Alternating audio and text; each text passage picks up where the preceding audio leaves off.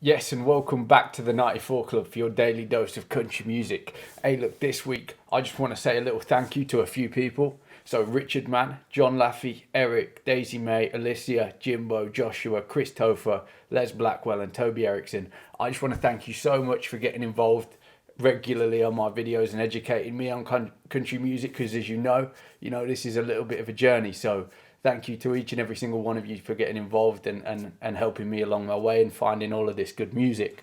So this week we've got quite a few new artists coming to the channel. So we've got Ian NOE, Sierra Ferrell, we've got Turnpike Troubadours, Cassie Velazza, but we've also got Tyler Childers and Colter Wall returning, and we're doing a feature of Towns Van Zandt as well because we want to get into some of that deep stuff.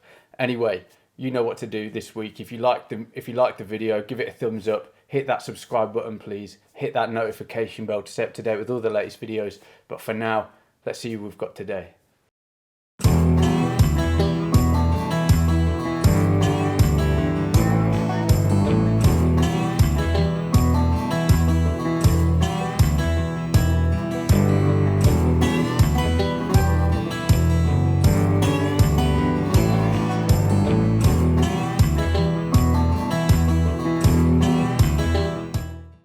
Right, so in this one, we're going with Ian NOE, Dead on the River, and brackets rolling down. Don't know what that means at all. I think what he's going to do in this song, I don't know Ian NOE. I don't know Ian NOE. Yeah. But I don't know him, so I don't know what sort of music he makes. But what I think he's going to do in this song is I believe that it's going to be a story, like an actual story about someone or about a group of people. That's the only thing that I think he can go into with Dead on the River. I'm not sure whether it's abstract. It might be, but let's get into it. Not ask too many questions. Let's just see what we think about this one. Cool.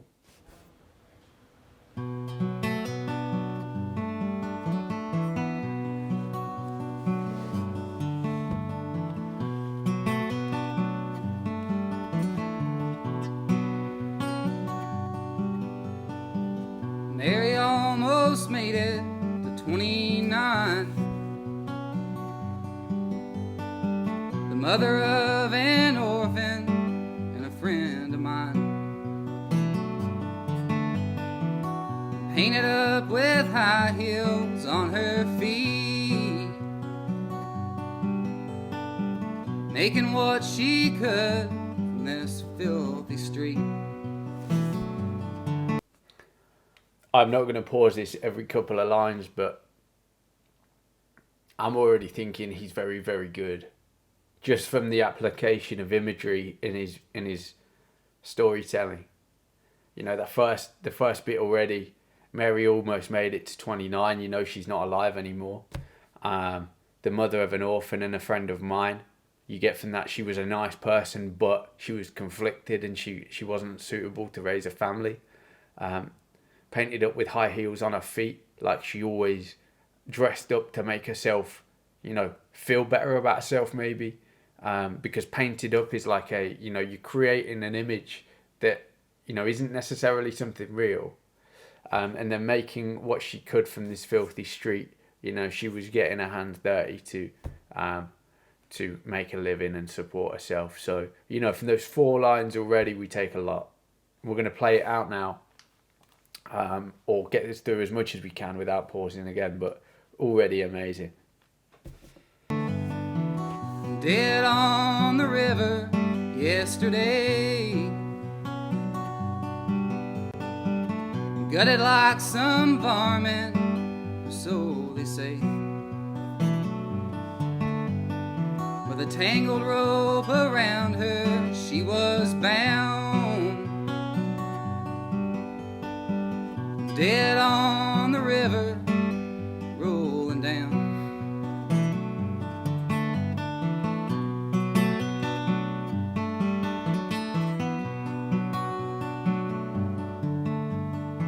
Well, I was quoting scripture at an early age.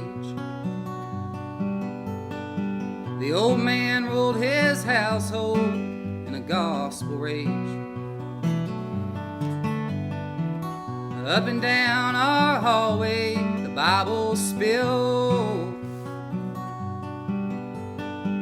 left behind a sinner in the mill and field. Dead on the river yesterday. I don't know how much longer that I can stay. They're saying now there were 2 more bodies found, dead on the river, rolling down.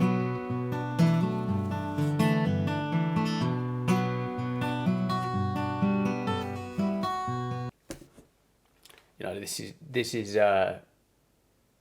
pretty magical music. I think every time you find an artist and a song like this, but you know, an artist that can write in such a powerful way to tell a story in 4 lines, tie it into a chorus, which is the central theme that people are going through, and that's their outlet to a struggle. And you go, you know, with here's one story, here's what they've done, here's a second story. They've ended up the same way. I'll talk more at the end, but powerful stuff.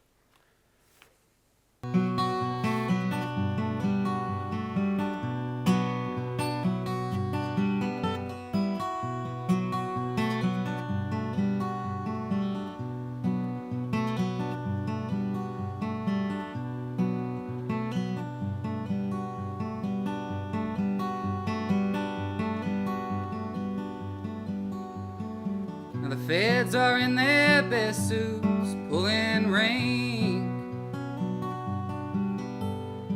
scattered out with their bloodhounds along the bank. And the city lights, they flicker on the 1-lane bridge, with the siren echoes bouncing along the ridge. Dead on the river yesterday. I need a flood to wash my sins away. Like an ancient hickory twisted, turning brown.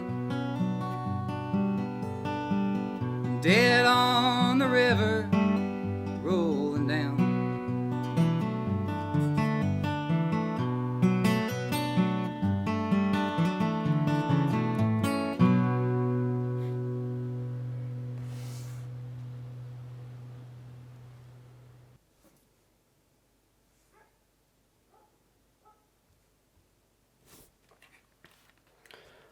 Yeah, so I think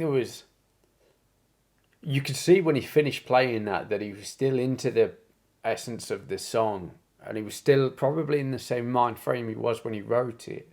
That, you know, it's such a powerful message of everyone's going through struggles, and they seem to end those struggles in the same way. And what he says when he gets to the end is essentially that still doesn't get rid of the problem.